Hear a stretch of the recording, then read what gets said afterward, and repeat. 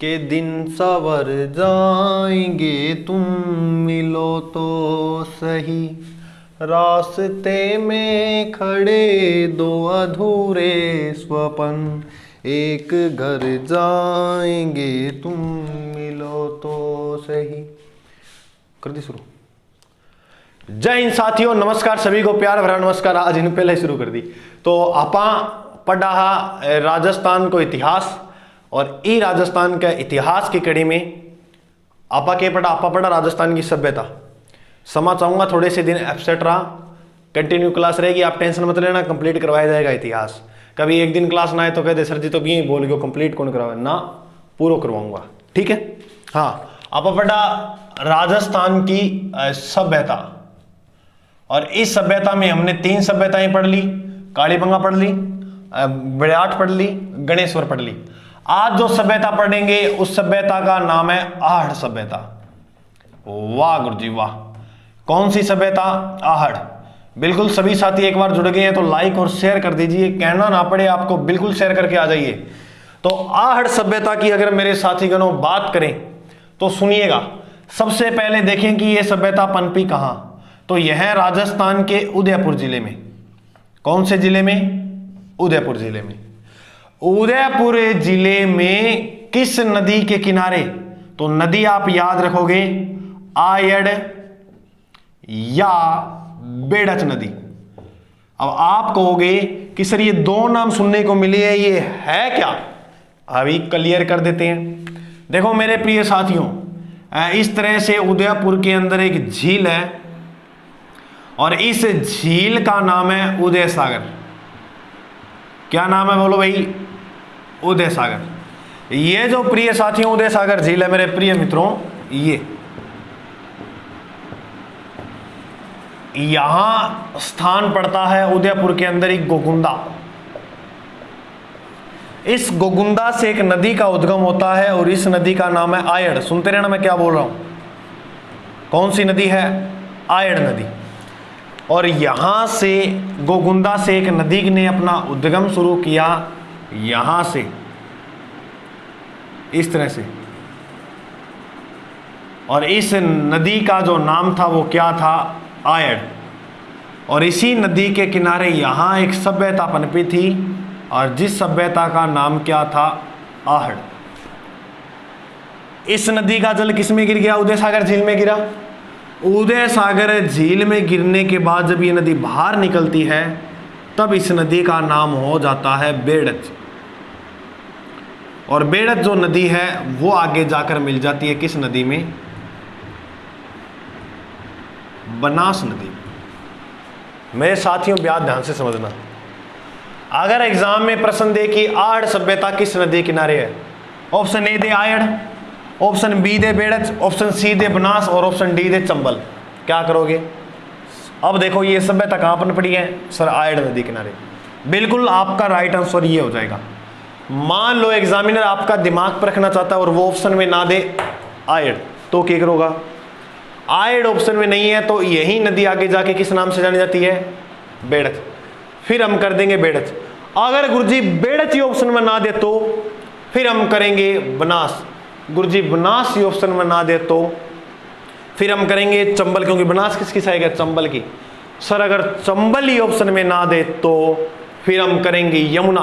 Sir Yamuna ही option में ना दे तो फिर हम करेंगे गंगा। सर गंगा ही ऑप्शन में ना दे तो तब आपके जीवन में ढेर सारा दुख है, क्योंकि इतनी भी नदियों के नाम नहीं आए तो श्योर है कि वो प्रश्न भी रॉन्ग होगा, जीवन में दुख देखने को मिलेगा, है या नहीं है? बिल्कुल। अब सुनिएगा ध्यान से मेरी बात, अब समझ में आएगी इसका, क्योंकि आयड़ बेड़च क्या है ये सिस्टम समझ में आया।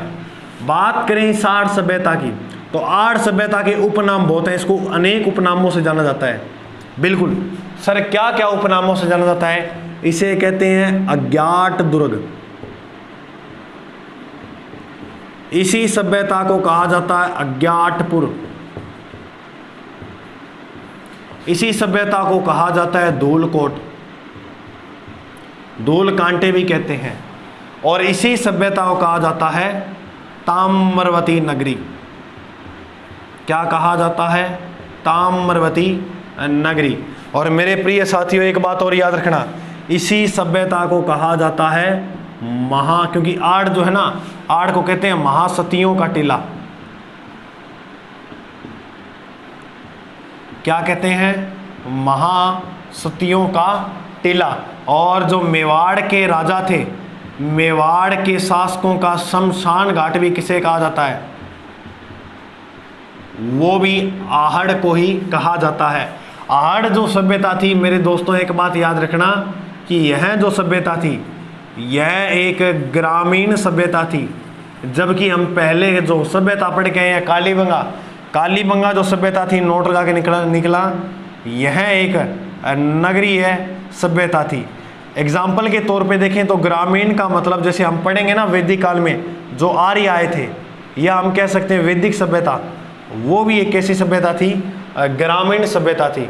अब यहाँ से पता लगता है कि ये जो स्थल था ये भी सिंधु घाटी का नहीं था। क्यों? क्योंकि सिंधु घाटी के जितने भी स्थल मिले वो नगरीय थे। अब ये स्थल कैसा है? यह ग्रामीण स्थल है। आइए इसके बारे में आगे हम अच्छी तरह से अध्ययन करते हैं। साथ साथ इसी तरह नोट्स बनाते रहिए, अच्छे लेवल का करेंगे हम। अब सुनिएगा ध्यान से मेरी बात करें आर्य सभ्यता की। आर्य सभ्यता की सबसे पहले बात करें खोज की, तो इस सभ्यता की जो खोज की थी वो की थी अक्षय कीर्ति व्यास ने।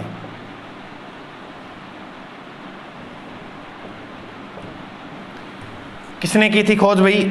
अक्षय कीर्ति व्यास ने। अगर बात करें इस सभ्यता के उत्खनन की, तो इस सभ्यता का उत्खनन जो किया था वो आर.सी. अग्रवाल ने किया था। किसने किया था? आर.सी. अग्रवाल। और एक व्यक्ति का नाम और याद रखना, H.D. सांकलिया। इन्होंने इस सभ्यता का क्या किया था? उत्खनन। अगर बात करें साथियों यहाँ पर जो साक्ष्य मिले वो क्या क्या मिले इस सभ्यता के अंदर, तो आइए इसकी भी चर्चा करते हैं। साक्ष्य में बात करें तो आहड़ के अंदर जो साक्ष्य मिले उसकी चर्चा करते हैं। सबसे पहले बात याद रखना कि यहाँ पर एक मकान में 6 चूल्हे मिले। कितने चूल्हे मिले? 6। अब मेरे साथीगणों आप देखो, आपनो परिवार इतो बड़ो है, अपने घर में ही हद मार के 2 या 3 चूल्हा होगा, हो उसका कहीं आगे एक ही हुआ है, और उसका बोई को नहीं हो क्योंकि गैस सारो रिवाज चाल गया है ना। तो 6 चूल्हे होने का मतलब अपने 2 चूल्हे तो इतना लोग रह रहे हैं, तो 6 चूल्हे होंगे तो बहुत सारे रहेंगे। बिल्कुल सर। तो 6 चूल्हे से यहाँ अनुमान लगाएंगे कि इस सभ्यता में संयुक्त परिवार प्रथा थी। कौन सी प्रथा थी? संयुक्त परिवार प्रथा। इन 6 चूल्हों में से एक चूल्हे पर मानव हथेली छाप का निशान मिला है।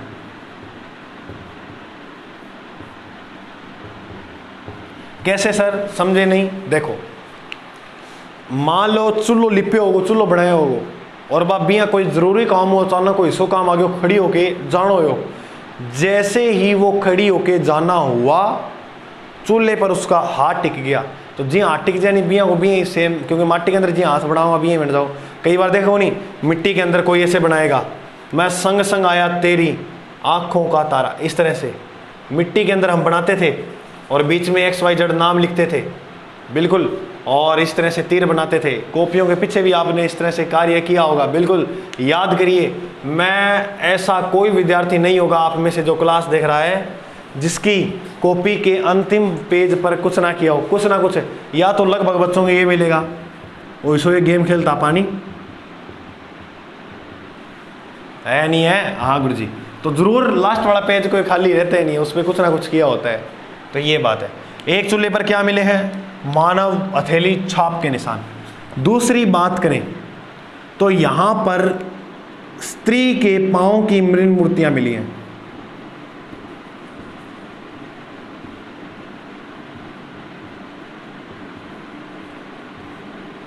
यहां जो मृद भांड मिले उन्हें गोरे व कोंठ कहा गया है। यहां मिट्टी का बेल मिला है। मिट्टी का क्या मिला? बेल, जिसे कहा गया है बनासीन बुल्स। क्या कहा गया है जिसे? बनासीन बुल्स। और कहते हैं यहां एक स्त्री की मूर्ति मिली है जिसके स्त्री के नीचे वाले भाग पर लहंगा पहन रखा है। मैनू लहंगा ले दे सोनिया, इन्ने पैसे लेके कितने मर जाने, केठा किसा किसा गाने। तो स्त्री की मूर्ति के नीचे क्या पहन रखा है उन्होंने? लहंगा। यहां एक अवतल चक्की मिली है, इसके आगे लिखते रहना, अवतल चक्की। सर अवतल चक्की मीन्स यानी आटा पीसने की चक्की, आटा पीसने की चक्की। वो भी कहाँ मिली है? इसी सभ्यता में। ये जो लोग थे वो धार्मिक क्रियाकलाप में अधिक ध्यान रखते थे। जैसे धूप दाप कर दी, दीप धूप जगा दिया, तो ऐसा है ज़्यादा। तो को पूछ ले कि राजस्थान में धार्मिक सभ्यता, तो आपका एक ही नाम याद रहना चाहिए, आहड़ सभ्यता।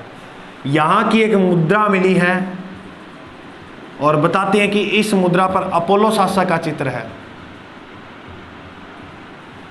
सर अपोलो शासक कहाँ के थे? यह एक यूनानी राजा था। तो इनका जो संबंध है वो किन से है? यूनानियों से। सर हमने सुना है कि इनका संबंध तो ईरानियों से भी है। बिल्कुल है। क्यों? क्योंकि यहाँ पर एक मुद्रा पर त्रिशूल का चित्र मिला है और बताए जाते हैं कि यहाँ पर तंदूर भी मिले हैं। तो ये जो कला थी ये किनके पास थी? ईरानियों के पास। सुनना मेरी बात ध्यान से। मुद्रा पर अपोलो शासक का चित्र, अपोलो यूनान के देवता थे, इसलिए हो सकता है कि यूनानी कोई व्यक्ति है वो यहाँ आया होगा और उसने सिक्कों का यहाँ प्रचलन किया होगा। चले ना हो लेकिन वो लेके आए, एक आधो सिक्को मिल गया है। जैसे मेरी बात सुनो, मैं कई बार बताता होता हूँ आपको कि मेरे पास नेपाल का नोट पड़ा है 50 रुपया को है। अब मैं कभी नेपाल को नहीं गेड़ो, ना मैंने नेपाल गया हूँ ना नेपाल का दृश्य देखा है। अब ये थोड़ी ना है कि वहाँ की मुद्रा मेरे पास नहीं आएगी। हो सकता है मेरा कोई यार दोस्त गया वो मेरे को लाके दे दे, हो सकता है या वो आए हों कहीं से और मेरे को यहाँ मिल गई होंगी। मेरी बात समझ रहे हो क्या? अब हो सकता है कि यहाँ का कोई व्यक्ति आया हो यहाँ पर व्यापार करने, कुछ भी मान लेते हैं अपने, क्योंकि यहाँ तांबा अधिक मात्रा में था, हो सकता है तांबा लेने आया होगा, जो भी मान लें, क्योंकि लिखा हुआ तो मिला नहीं। तो यानी इनके साथ यूनानियों का संबंध है। क्यों, कैसे पता लगा? क्योंकि यहाँ अपोलो, एक मुद्रा पर अपोलो शासक का चित्र मिलता है ईरानियों से। त्रिशूल का चित्र मिला, त्रिशूल ईरानियों का निशान है। तंदूर के मिले। अब जैसे मेरी बात सुनो, हाथी है, थे हाथी देखे नहीं? हाँ गुरु जी देखे है। क्या हमारे आसपास जी मैं आपा सूरतगढ़ का, तो क्या सूरतगढ़ में सारों ज़्यादा हाथी है कि कौन नहीं? तो हाथी तो कुंडा गांव में है, जयपुर के अंदर है या नहीं है? अब ऐसे नहीं है कि यहाँ नहीं है तो हमने देखे नहीं, देखे हैं लेकिन सर्वाधिक नहीं है। हम चित्र बना सकते हैं उसका, है या नहीं है? तो ये चीज़ है। सुनिएगा फिर आगे, मिट्टी का बेल जिसे बनासिन बुल। आगे देखते हैं यहाँ आड़ में और क्या क्या मिले हैं।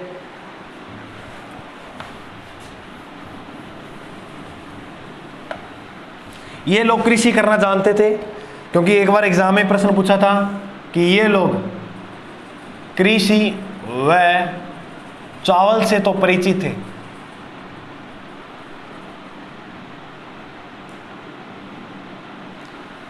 जबकि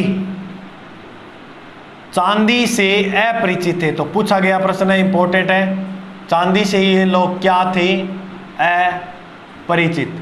तो चांदी का आड़ सभ्यता वासियों को ज्ञान बिल्कुल भी नहीं था। और इसी सभ्यता में मिली है तांबा गलाने की भट्टी।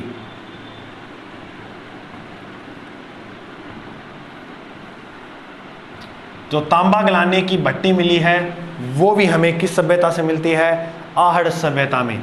और एक बात और याद रखना, यहाँ पर शव को कपड़े व आभूषणों के साथ गाड़ा जाता था।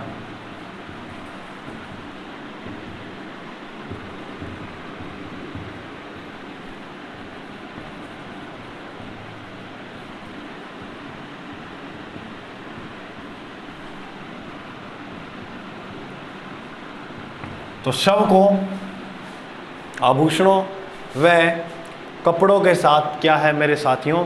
दफनाया जाता था। ये सभ्यता कंप्लीट होती है कौन सी सभ्यता? ये हमारी सभ्यता है आहड़ सभ्यता। अब इसके बाद हम जितनी भी राजस्थान में सभ्यताएं हुई, जो उत्पत्ति हुई, उनकी सारी बातें कर लेंगे एक ही मानचित्र के अंतर्गत। सुनिएगा ध्यान से। अभी जितने प्रश्न यहाँ से आने थे हमने यहाँ से बनाए। अब जो शेष यानी स्मरणीय तथ्य में जो प्रश्न बच गए वो हमारे अब कवर हो जाएंगे। सुनिएगा ध्यान से। यह प्यारा सा हमारा राजस्थान है।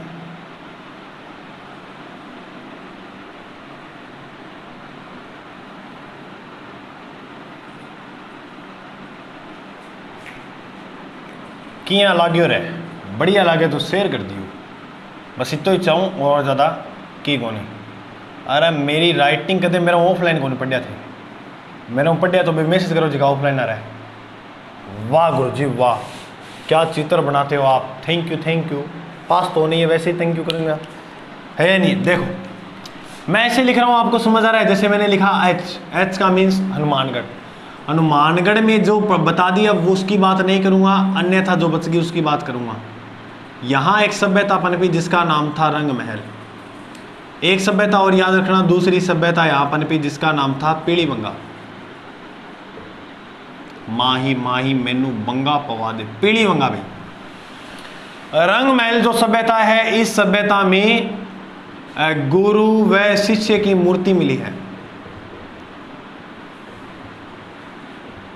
गुरु व शिष्य की क्या मिली है यहाँ पर? मूर्ति। गुरु जी गुरु व शिष्य की मूर्ति में समझा कोनी को मतलब ये कि स्कूल के साक्षी अब गुरु शिष्य कितना होगा?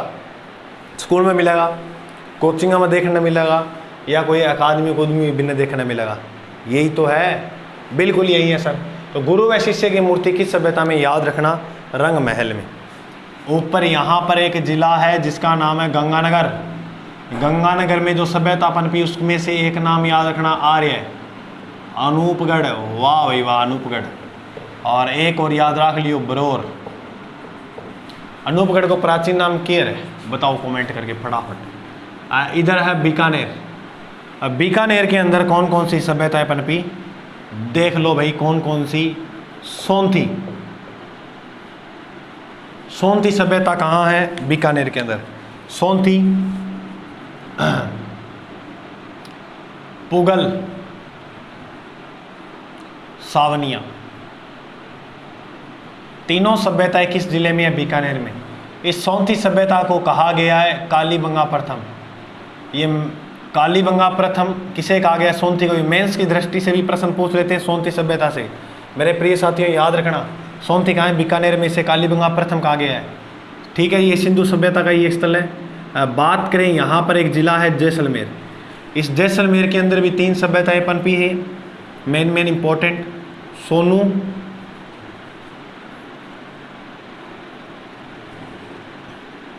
ओला,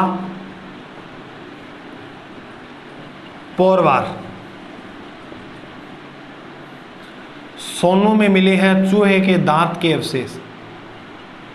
चूहे दांत के अवशेष की सभ्यता में? सोनू में। ओला में मिली है पाषाण कालीन कुल्हाड़ी। पाषाण कालीन कुल्हाड़ी। पाषाण का मतलब होता है पत्थर, यानी पत्थर काल की कुल्हाड़ी जो मिली है वो किस सभ्यता में मिली है? ओला में। इधर ही फिर नीचे एक जिला आ गया जालोर। कौन सा जिला है? जालोर। जालोर सॉरी, पहले बाड़मेर की बात कर लेते हैं फिर देखेंगे जालोर को।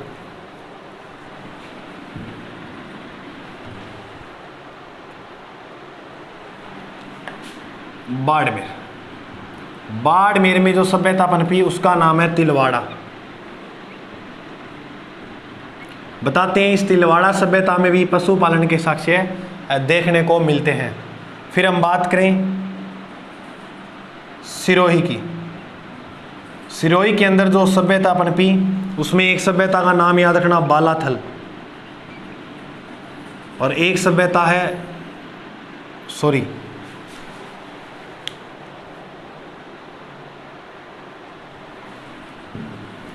इसमें एक सभ्यता याद रखना, दूसरी मत रखना। चंद्रावती है, बालाथल यहाँ नहीं है, उदयपुर में है वो, चंद्रावती। इसमें एक सभ्यता है पनपी जिसका नाम है चंद्रावती। अब बात कर लेते हैं उदयपुर की। उदयपुर में देखो एक तो पनपी थी बालाथल, एक सभ्यता है जिसका नाम है ईसवाल। तो ये दोनों सभ्यता है वो किस जिले में, यहाँ पर। इस ईसवाल को प्राचीन औद्योगिक नगरी कहा गया है।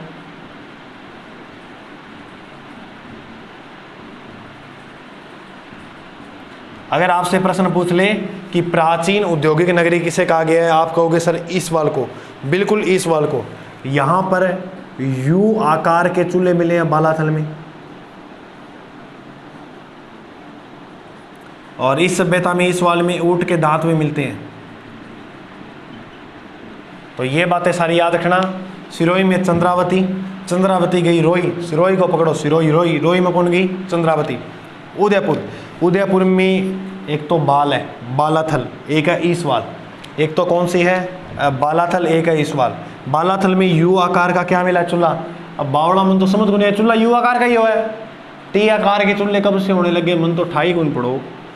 ईसवाल प्राचीन औद्योगिक नगरी क्या है, और ऊंट के दांत के क्या मिले हैं, अवशेष मिले हैं। आ जाइए आगे। चित्तौड़गढ़, चित्तौड़गढ़ में जो सभ्यता पनपी उसमें कह सकते हैं अपने नगरी, इसका प्राचीन नाम था मध्यमिका, या इसे माध्यमिका भी कहा जाता है। यहाँ पर सीवी जनपद के सिक्के मिले हैं।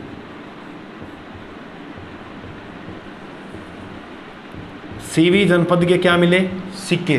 किस सभ्यता में, नगरी। पूछा गया नगरी सभ्यता किस जिले में, चित्तौड़गढ़ में। फिर अगर हम बात करें, इधर हमारा जिला है भीलवाड़ा। भीलवाड़ा जिले के अंदर 3 सभ्यताएं पनपी थी। मैं थोड़ा आगे विस्तार से यहाँ वर्णन करता हूँ, क्योंकि और बना लेंगे एक और मानचित्र। औजियाना पहली सभ्यता, दूसरी सभ्यता है जहाजपुर, और तीसरी सभ्यता है बागोर। दोस्तों याद रखना, बागोर सभ्यता जो है वो कोठारी नदी के किनारे है। भीलवाड़ा के अंदर कौन सी नदी के किनारे है, कोठारी नदी के किनारे। अब बागोर सभ्यता में सर्वप्रथम पशुपालन के साक्ष्य मिले हैं, और यहाँ पर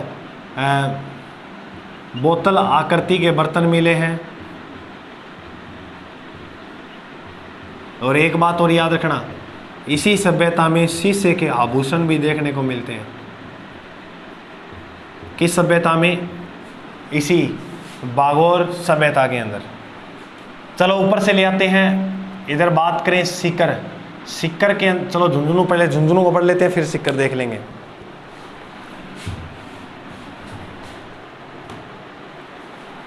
अगर बात करें झुंझुनू की,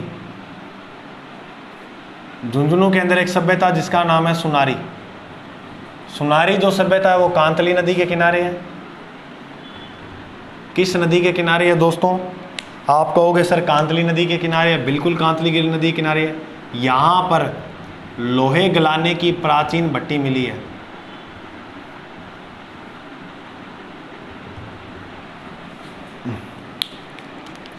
एक सिक्कर वाली सभ्यता और देख लेते हैं। इस सभ्यता का नाम है गुरारा। यहाँ पर 2744 पंचमारक सिक्के मिले हैं, वो भी किसके, चांदी के। तो ये बात याद रखना, झुंझुनू में सुनारी है, सिक्कर के अंदर कौन सी सभ्यता है, गुरारा, जहाँ पर 2744 चांदी के पंचमारक सिक्के मिले हैं। बिल्कुल मिले हैं भाई। अब आइए आगे इसके बारे में जो सभ्यताएं बच गई हैं उनकी चर्चा कर लेते हैं। चलो यहाँ बीच में बेशक 1-2 की तो और बात कर ही लेंगे। अगर बात करें नागौर की, नागौर में एक सभ्यता पनपी जिसका नाम था कुराड़ा। बात करें जयपुर की, जयपुर में एक सभ्यता पनपी जिसका नाम था जोधपुरा। इसी जोधपुरा सभ्यता के अंदर हाथी दांत के अवशेष मिलते हैं। यानी जैसे बात करें हाथी दांत की चूड़ियाँ मिल गई, मतलब सभी। तो बात करें हाथी दांत के अवशेष मिले किस सभ्यता से, जोधपुरा। जोधपुरा सभ्यता जो है वो बाणगंगा नदी के किनारे है। किस जिले में, जयपुर में। जोधपुरा नाम है लेकिन याद रखना है जयपुर के अंदर है। बिल्कुल आप इसका स्क्रीनशॉट लीजिए, फिर हम आगे बढ़ते हैं। चलें आगे। बिल्कुल सर।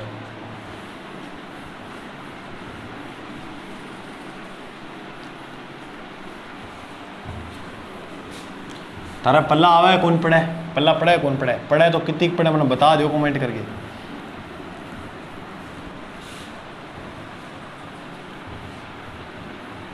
और कई कहते हैं सर नोटिफिकेशन नहीं मिलता। आप टेलीग्राम से जुड़ जाइए, जीके बाई अजय सर नाम से ही है, डिस्क्रिप्शन में लिंक मिल जाएगा आपको, वहाँ नोटिफिकेशन मिल जाता है। वैसे बात सब्सक्राइब कर लो चैनल को, सीधा ही आ जाएगा आपके पास। अगर नहीं किया तो फिर कैसे आएगा दोस्तों, समझदार हो सारा है कौन नहीं। अब जिका बच गया भाई, देख लिया आप किसा किसा बच गया।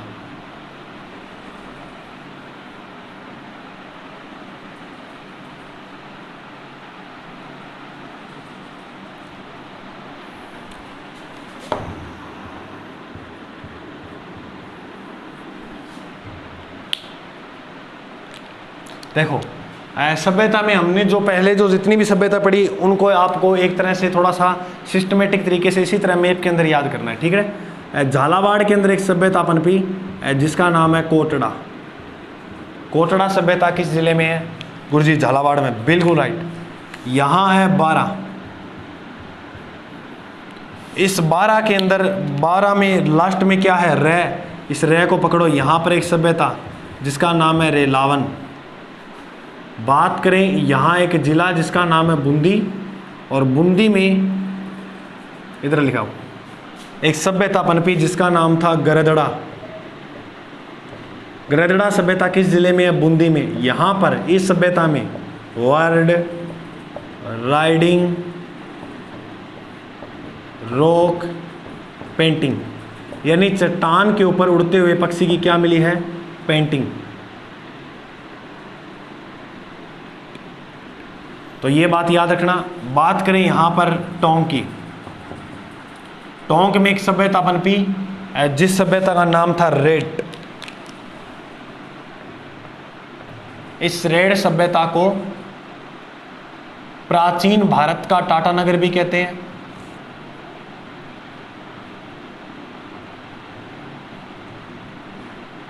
एक बात याद रखनी है, बिल्कुल यह सभ्यता जो है वो किस नदी के किनारे है? तो ये बात भी याद रखना, ढील नदी के किनारे। यहाँ पर लोहे सामग्री का विशाल भंडार मिला है। क्या मिला है? विशाल भंडार मिला। तो रेड सभ्यता प्राचीन भारत का टाटा नगर, ढील नदी के किनारे है। यहाँ पर लोहे सामग्री का विशाल क्या मिला है मेरे साथियों? भंडार मिला है। और इस सभ्यता की एक बात रखना, खोज की जो थी वो केदारनाथपुर ने की थी।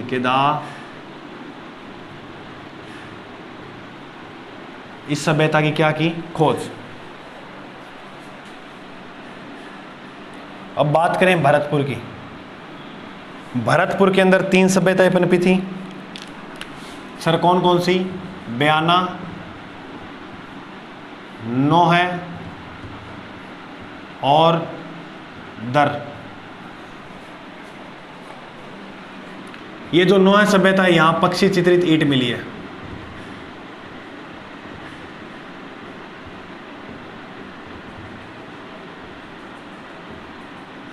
यहां पर गुप्त काल के सिक्के मिले हैं बयाना में। अगर पूछ ले आपसे कि गुप्त काल के जो सिक्के मिले हैं वो किस सभ्यता में मिले हैं, तो बयाना के अंदर। राजसमंद के अंदर एक सभ्यता थी गिलुंड। गिलुंड जो सभ्यता है यह किस नदी के किनारे है? तो याद रखना, बनास नदी के किनारे। और देखो बनास नदी की अगर बात करें तो सर्वाधिक त्रिवेणी संगम बनाने वाली नदी कौन सी है? सर बनास नदी है, बिल्कुल राइट बात है, ठीक है। तो थोड़ी सी इतनी की बात थे, याद कर लियो, एग्ज़ाम की दृष्टियों इम्पोर्टेंट है। मेरी तरफ से सभ्यता आपकी कंप्लीट हो गई, बिल्कुल। अब सुनिएगा मेरी बात ध्यान से। राजस्थान की हमने सभ्यताएं पढ़ ली है, इसी की तरह कंपलसरी हम चलेंगे। जैसे सभ्यता के बाद अगर शिलालेख सारी कंटिन्यू कंप्लीट क्लासों में इसको स्किप कर दिया जाता है, यहाँ मैं एक टॉपिक भी स्किप करने वाला नहीं हूँ। करौली के यादव वंश तक पढ़ाऊँगा, ये दावा है। जय हिंद मेरे साथियों, मिलते हैं अगले भाग में। वीडियो को ज़्यादा से ज़्यादा शेयर करना, और जिसने चैनल को सब्सक्राइब नहीं किया है वो कर लेना, क्योंकि इससे हमारा डर बहुत बिल्कुल कम होगा, क्योंकि हम आपके साथ हैं निरंतर। जिसको कोई भी समस्या हो, पूछना हो, तो नीचे मेरे मोबाइल नंबर है, वहाँ आप संपर्क कर सकते हो। जय हिंद, जय भारत।